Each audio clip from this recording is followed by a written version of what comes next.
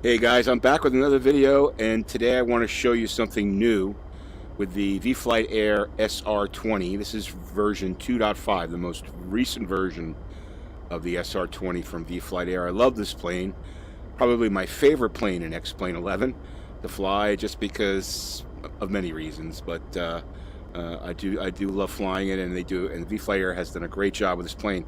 But they've added a cool new feature. If you look here, I'm in the MFD. You now have terrain and topology, which is really cool to have. And I'm pretty sure I have this lined up with the sectional chart or the topographical chart in the upper left-hand corner there. You see from Flight Plan Go, and this is now going to give you terrain, so you can get a sense of the height of the mountains around you, where the water is, where the valleys are, so that kind of thing, and also the topology, which is really helpful to have when flying.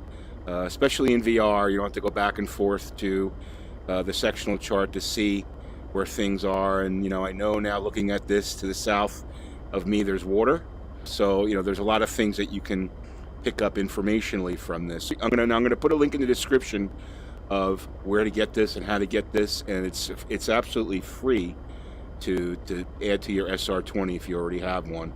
You'll need terrain radar, which is a plug-in for X-Plane 11 that you can get, and you'll get that in the link that I provide. And also you'll need the compatibility update from vFlyteAir for 2.5 to be able to use this, and it has instructions on how to install that. So look for that link in the description. Now let's just take a look at what this does for you. Okay, so as you can see here, I've got my map as normal, and I can actually going to go in here. I'm going to load up a flight plan real quick so you can see what that looks like, how it overlays. Okay, there you can see. Now I have a flight plan from, I'm in Van Nuys right now, and I'm going to L22 Yucca Valley, and there's my flight plan overlaid right on top of the red line, so it does overlay that on the topology. The other thing is you can obviously declutter. So I'm hitting declutter now. If I want to remove everything, I can do that. I'm at 10 nautical mile range right now, so let me just put a little bit of clutter back in. And I could actually modify the range, so I'm going to go down. Let's see, I'm going to go down in range. There's 5 miles. Now you can see it takes a little bit of time for the topology to update. I can live with that. I'm sure that'll get better over time. This is the first out of this, and I'm sure that Mario and the folks at vFlyteAir are going to look to improve that. So you do have that little bit of lag, but it still works fine. I go to 10, and there it is again. I can go to 20. And I'm zooming out now. I could see a much better depiction of where I am in the area. If I go out to 45, here I'm starting to get some squaring off of the edge of the topology. And there's 90 nautical miles. You can see it's actually a square, and there's green around here. It just doesn't keep that much information in the database as you're going along. Normally, you would probably keep this at about 10 nautical miles or even 5 nautical miles.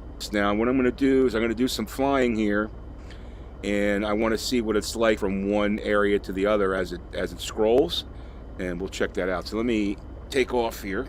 I'm in VR here, so I've got just make sure I've got everything good to go. I got plenty of gas. I'm totally warmed up, so I'm going to get my flaps to 50%, or first setting, I should say. And let's throttle up. And brakes off, little right rudder. I can see the map moving already. I'm trying to keep my eyes on the runway as I take off here.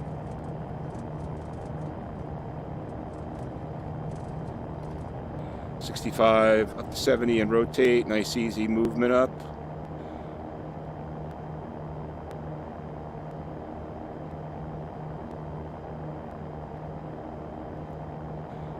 Tell you what, let me bring this range down to 5.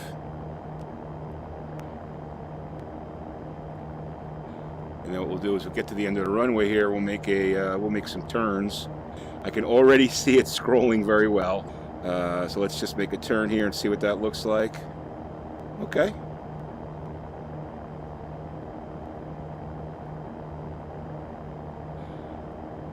A little bit of work to be done on the scrolling.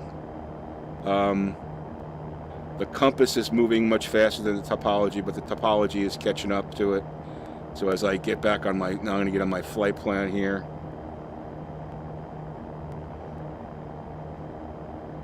Topology is caught up. So there's a little bit of lag in the updating or the scrolling.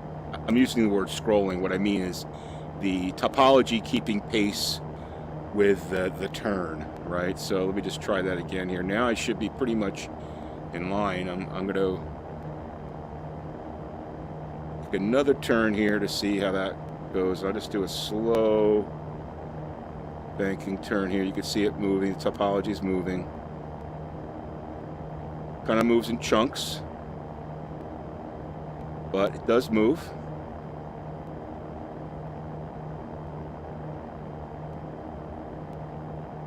I'm not sure how it moves in a real plane, but for me, as you know, I can see what's going on, and as long as when I do straighten my flight out, my heading out, and there we go, and we're right in sync, which is good. So it moved pretty well with me. Let me just zoom out here, out to 10. So if I turn to the left here,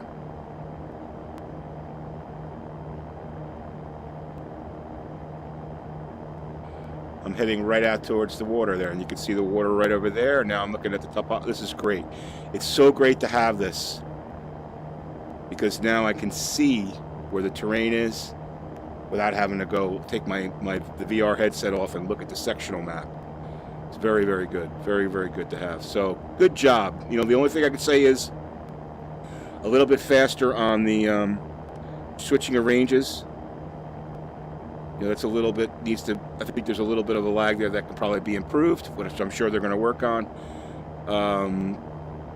The scrolling of the map, the Topology, I can live with. So well done, Mario. Well done, vFlyteAir, to integrate the terrain. It certainly is much better to have this on your MFD than that black background. It adds a lot of realism to flying to have that in your cockpit of the SR20, and I'm pretty pleased with it. So good job, guys. That's going to be it for me. Hit the like button if you like what you saw. Don't forget to subscribe to Bambino Games for more virtual reality flying and X-Plane 11. And check out the description below, and you'll see a link to how you can set this up for your SR20. Thanks for watching, guys, and have a great day.